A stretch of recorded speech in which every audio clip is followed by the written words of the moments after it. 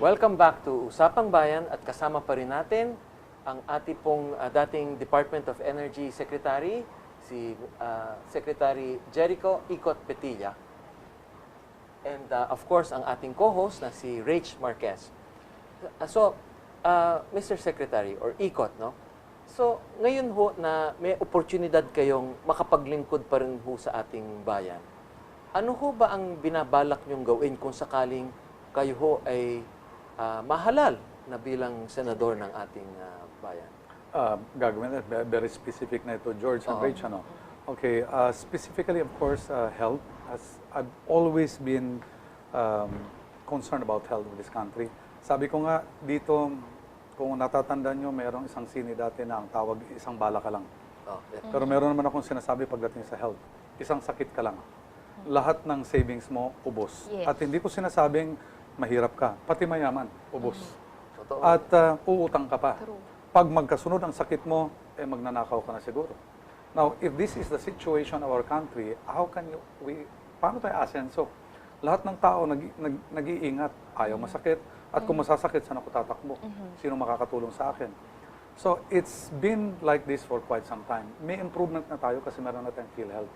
However, ang mga hospital naman natin, yung karamihan are not capable of absorbing a healthcare system. Kumbaga, hindi pa umaandar. Tinutulungan natin, sinasabi natin sa mga gobernador, paandarin nyo because majority of the hospital beds in this country is not private. It's actually government. At ang mga hospital natin na iba ay hindi nila alam kung anong gagawin nila, mga gobernador at mga mayors, kung paano paandarin, but there is a way to do it. And that's why I go around. Sinasabi ko, huwag kayong mawawala ng pag-asa. 1/3 of the budget of most governors go into hospitals. Yet, 1/3? 1/3. Sa lahat ng mga gobernador na nakikinig ngayon at provincial employees, you know that. 1/3. Pero, 1/3 na nga, ganun pa rin ang state ng hospital natin. Bakit dagdagan pa natin? Wala ka ng programa sa probinsya kung pag ganyan ang nangyari. So, what we're trying to do is reduce the subsidy na 1/3, but increase the service. How do you do that? It's a 2-hour talk that I do, but at the same time, this is one thing that we can actually legislate. Bakit? Ang Department of Health ngayon, ang push nila ganyan. Pero pag nagpalit ng secretary, hindi natin alam kung ano naman yung trust nila. So magbabago na naman. Also, I have birthing clinics. I have about close to 40 birthing clinics with my wife. Gobyerno or hindi gobyerno, these advocacies will continue. Kasi ang sinasabi namin dito, ang nanay na nagbibigay ng buhay ay hindi dapat mabawian ng buhay. Dapat facilities-based parati. Kasi ngayon, pag nanganganak ngayon, pwede na sa bahay, hilot na lang. Yes. Pag nag-bleeding, problema. So, that's also one of our advocacy. Sabi ko, bawasan ang mga nanay na mamatay dahil lang sa panganganak. And then, you have education.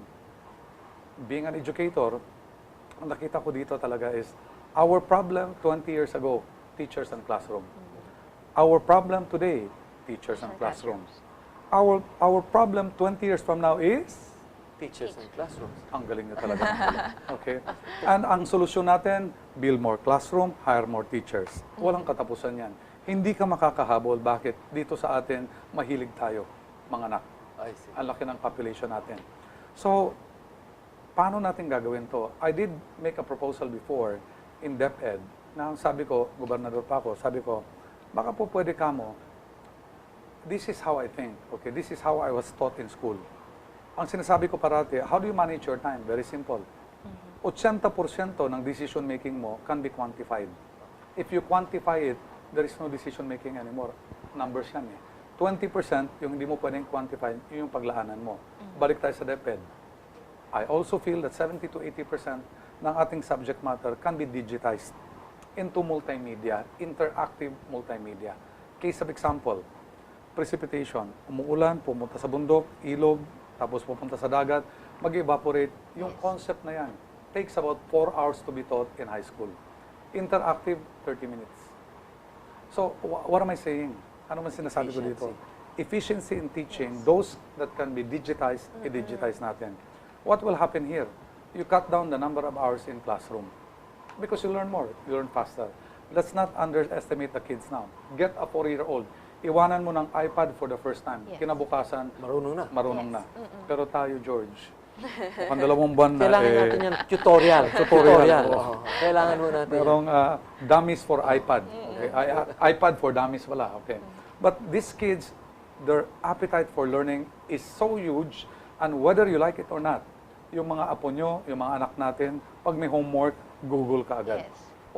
Why don't we actually incorporate this? Cut down the number of hours but make it more efficient. Lahat tayo nagsasabi, I want free education for our children. Free nga. Pero high school na, hindi pa rin marunong magbasa.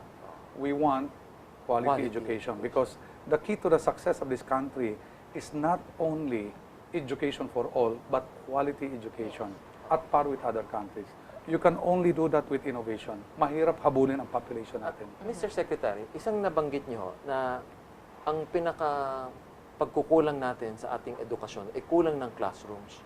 Marami ho tayong nakikitang mga programa na dinodonate ng other NGOs no, or other private organizations dito sa atin na nakakapagpagawa sila ng mga standard classrooms na mas malaking kamurahan kaysa sa pinanggagalingan ng, let's say, na ginawa ng gobyerno. Ano ho ang binabalak niyong gawin na para maiayos to na mura rin ang paggagawa natin ng ating classrooms? Pero depende rin yun, George, kasi merong iba naman na sa typhoon-stricken area, you cannot build a standard classroom. Kailangan talagang typhoon resilient yan. Yes. Okay, parang talagang solid na solid yan. Merong iba naman na hindi binabagyo, pwede na basta may bubong ka lang at saka meron kang roofing and walls, you'll be okay. So siguro, these donations that come in will always be welcome. Siguro kung ang mga standard na classrooms pwedeng ilagay dito, ang gobyerno magko-concentrate sa typhoon-stricken areas. And by the way, George, Rich, ngayong panahon, wala nang safe sa typhoon. Lahat talaga tinatamaan na. At hindi na uso ang 200 kilometers, 300 kilometers na ang uso ngayon. Talking also about yung sinasabi nyo ng efficient learning, no, kagaya ng paggamit ng mga modern technologies, iPad, magkakaroon rin ho ba kayo ng programa sa distance learning na ang mangyayari ho, yung mga eskwelahan na nasa liblib na lugar, ay nakakaabot sa kanilang mga internet and things like that?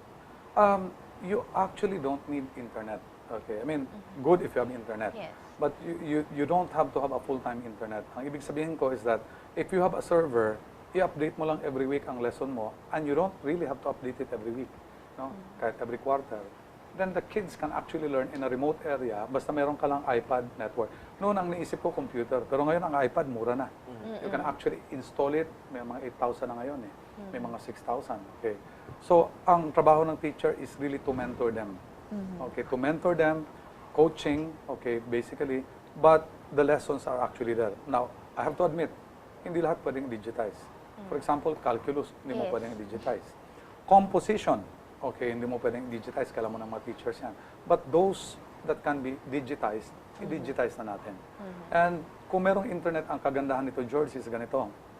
Okay, we will now have to warn the children about haze, yung nangyari sa Mindanao.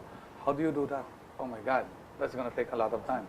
But if you come up with an interactive module, load it on Sunday, dahan-dahan pupunta sa lahat ng regional hanggang sa eskwelahan.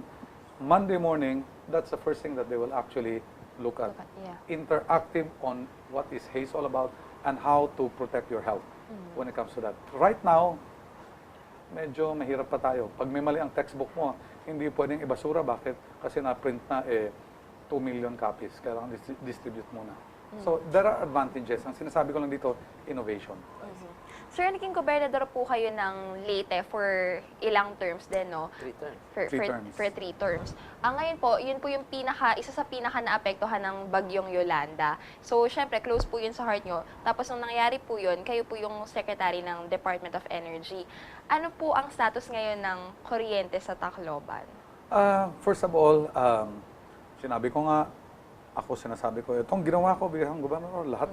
Pero 9 years pinaghirapan, 9 years pinagpaguran, 3 hours wipe out lahat. Yes. It makes you think sometimes that every time we do something, you have to think and look at sa taas, meron pang mas magaling sa atin. Okay, it actually makes you very humble in a sense. But how is the kuryente right now?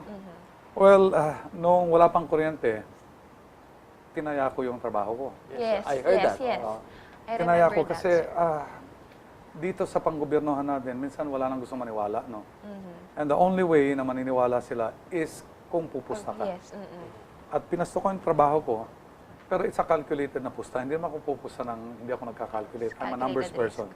I computed, it's very tight, pero we will make it. It's very important to tell the public that there is something that will happen. Bakit? Because people were depressed. Yes. People felt like stealing, becoming criminals. People felt like killing themselves. What I offered them was very simple. And para sa mga hindi nakakaintindi, hindi nyo talaga maintindihan kung wala kayo doon. Pag makita mo ang mukha ng mga tao, kilala mo to, what you wanted was to give them hope. Okay? At all cost. Okay? Ang sinasabi ko, huwag mo na kayo magnanakaw. Huwag mo na kayo maging kriminal. Huwag mo na kayo magpakamatay. Antayin mo ang December 25. Bakit? Merong mangyayari. Magkakailaw kayo. At pag hindi nagkatotoo, o sige, bahala na kayo. But I wanted them to defer whatever depression they had. Because when you don't have electricity, depressed ka talaga. The first sign of hope is when you have light. Yes. And that's what I committed to them. How is the electricity right now? Well, it's back to normal, okay, in the shortest possible time. We beat Typhoon Katrina in the US in restoring power. And thanks to all the linesmen, lahat nagtrabaho sila lahat. Binigay ko rin ang future ko sa kanila. Sabi ko, pag ayaw niyo ako, eh magtamad-tamaran lang kayo. Pero pag gusto niyo nandiyan pa rin ako, eh talagang trabahuin natin to. And everybody work together.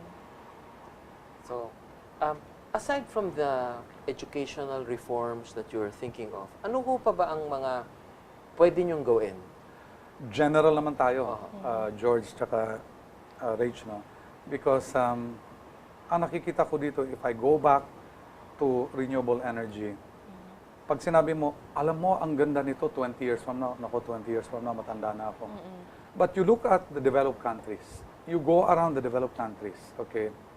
And also, you look at the successful companies. George, negosyante ka, okay? You look at your company.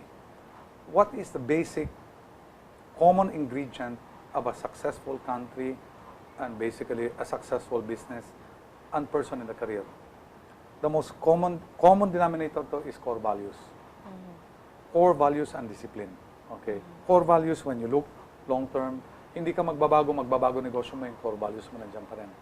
And basically, pagdating dito sa gobyerno, we tend to look at short term when we in fact need long term. Yes. And the core values that we should have in a government is that we should never, ever look at the next generation only. We should go beyond that. 3 generations. If you plan 3 generations, maybe there is hope in this country. But if you always plan one presidential election to another, then we are doomed. And you can only do this if you have long-term plan. Do you know that ang New York subway is more than 120 years old? Nagpapalitan na doon ng nagigera na sila. Wala kaming pakialam. Itong plano namin, tutuparin namin. If you look at Corridor, for example, it took 10 years to build that and another 5 years to plan it. Okay? Nobody thinks long term. Only ang mga purol ang nag-iisip talaga ng short term at walang nangyayari. Well, at this point, let's stop for a quick station break. And when we return, we will still have Secretary Ikot Petilla with us to continue our discussion on Usapang Bayan. Thank you.